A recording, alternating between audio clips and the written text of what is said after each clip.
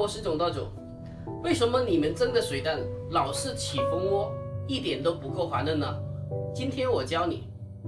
今天我分享一个非常好吃、非常下饭的柚末蒸鸡蛋，而且大人、小孩、老人都可以食用。分享2个不同的做法，大家看一下哪一款才更适合你。看一下我是怎样操作的吧。首先我们准备一点柚末的原材料五花肉，把五花肉清洗干净之后，然后给它去掉猪皮不要，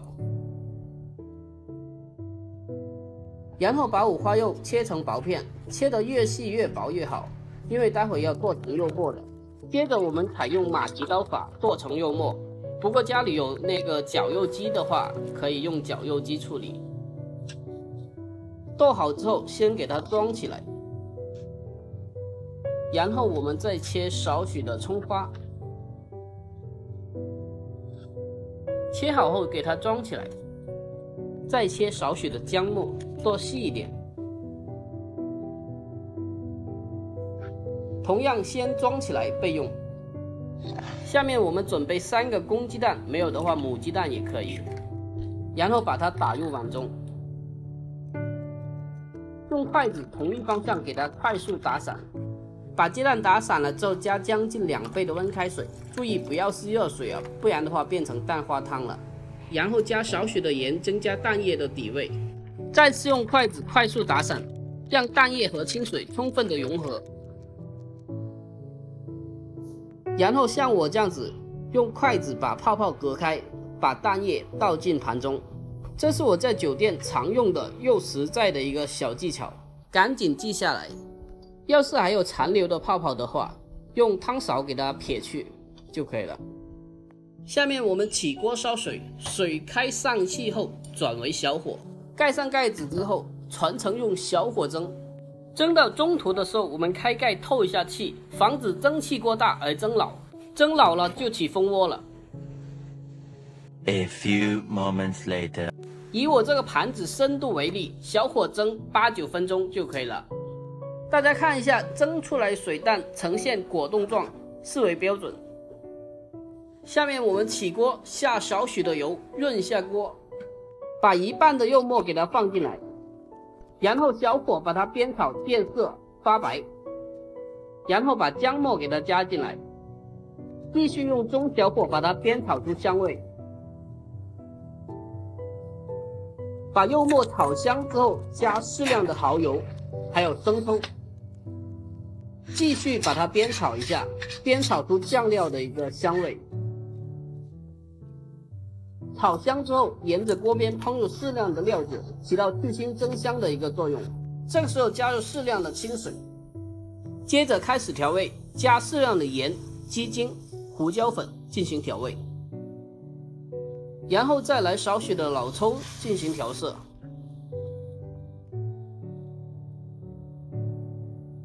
稍微咕嘟2下，然后水淀粉进行勾芡。芡汁的话要稍微的浓稠一点，像我视频这样就可以了。最后加少许的尾油，给它翻炒一下。尾油的一个作用可以使得芡汁的一个色泽会更加的明亮。大家看一下，非常棒哦。最后把做好的柚末爬在蒸熟的鸡蛋上面就可以了。像我这样子有条件的话，再来一点小葱花。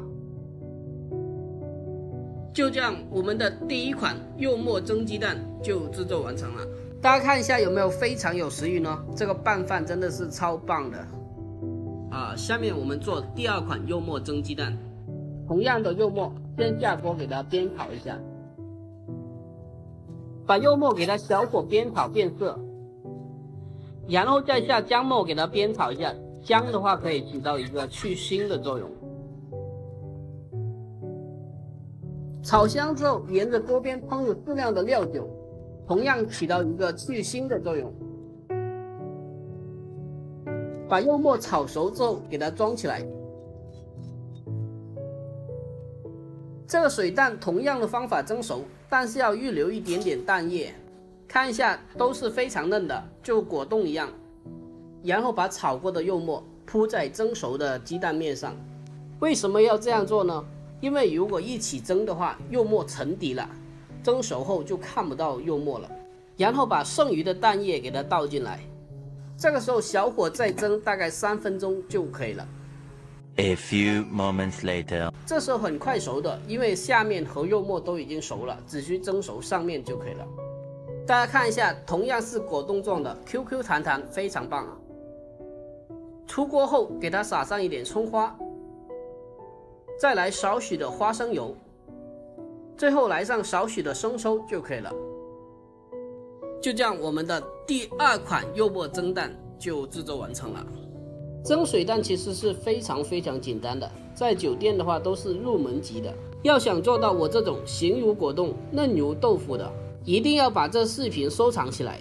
在这里我再总结一下：第一，水的分量将近2杯的温开水最佳；第二，一定要小火慢蒸，蒸汽过大容易起蜂窝，特别是快成熟的时候，千万不能大意。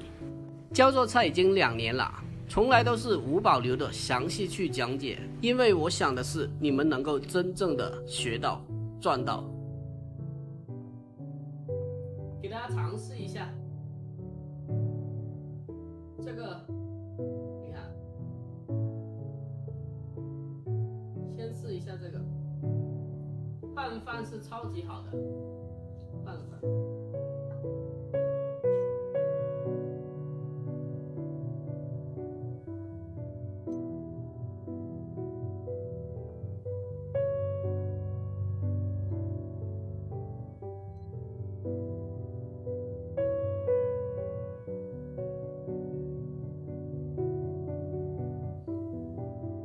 比豆腐脑还要更加的嫩哦。再来一下这个，这一个鸡蛋为什么要蒸2次呢？因为这个肉末是沉底的，如果我们第一次把这个肉末放下去的话，那这个肉末就沉到底下去了，所以蒸出来就很难看得到有这个肉末。我们第2次加在面上，然后在面上再铺一层蛋液，然后再蒸熟就可以了。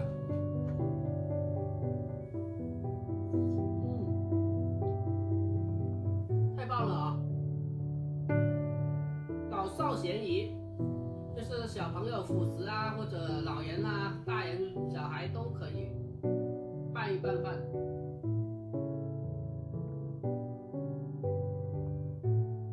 非常嫩哦。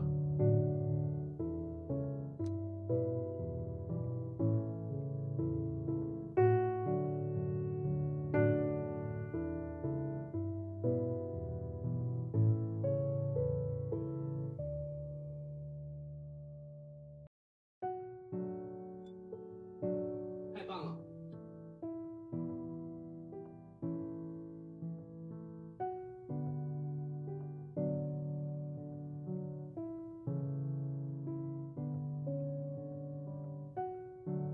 学会了这道菜，再也不用担心小朋友不爱吃饭了，赶紧学起来。